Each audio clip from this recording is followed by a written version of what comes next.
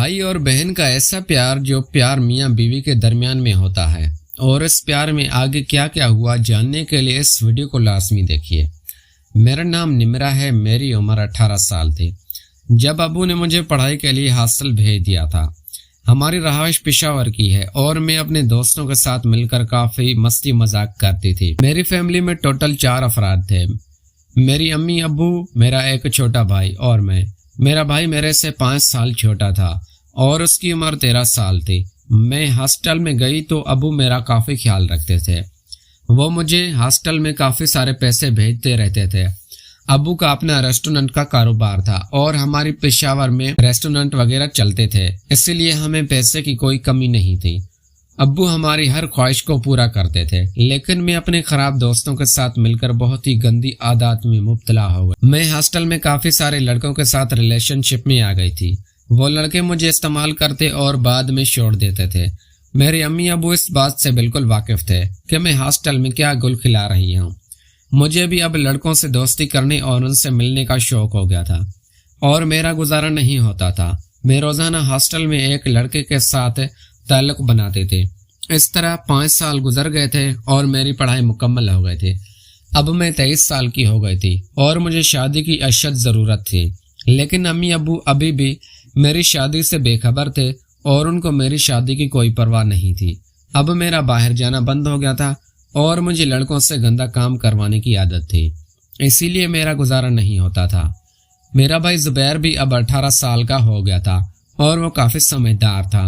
میرا بھائی زبیر میرے ساتھ ہی سوتا تھا اور ہم ایک ہی کمرے میں رہتے تھے، کیونکہ امی ابو کا کمرہ علیحدہ تھا اور ہمارے کمرے بھی الگ تھے، لیکن مجھے رات کو کافی ڈر لگتا تھا، اسی لیے امی ابو نے زبیر بھائی کو کہا تھا کہ تم اپنی بہن نمرا کے کمرے میں ہی سو جایا کرو۔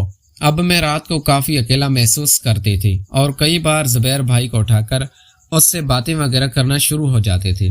میں زبیر بھائی سے وہ کھیل کھیلنا چاہتی تھی جو میں یونیورسٹی میں دوسرے لڑکوں کے ساتھ کھیلتی تھی، لیکن مجھے شرم بھی آتی تھی کہ میں اپنے بھائی کی ہوس کا شکار ہو جاؤں گی، اور یہ کام بھی بالکل غلط ہے اور مجھے اپنے بھائی سے ایسا نہیں کرنا چاہیے۔ لیکن میری خواہشات دن بدن بڑھتی جا رہی تھی اور میرے اندر کا شیطان مجھے زبیر کے ساتھ یہ سب کرنے کے لیے اکسا رہا تھا۔ سردیوں کے دن تھے، ایک رات امی ابو کسی کام سے باہر چلے گئے تھے اور ان کو 2 دن بعد ہی واپس آنا تھا۔ امی ابو نے ہمارے پاس سے ایک کام والی چھوڑ دی تھی۔ وہ کام والی شام کو کام کر کے اپنے گھر چلی جاتی تھی، لیکن ایک رات ہم نے اس کام والی کو اپنے پاس روک لیا تھا۔ اس کی عمر 30 سال تھی اور وہ ابھی تک نوجوان عورت ہی تھی۔ زبیر بھائی اس کام والے سے بہت فری ہو رہے تھے۔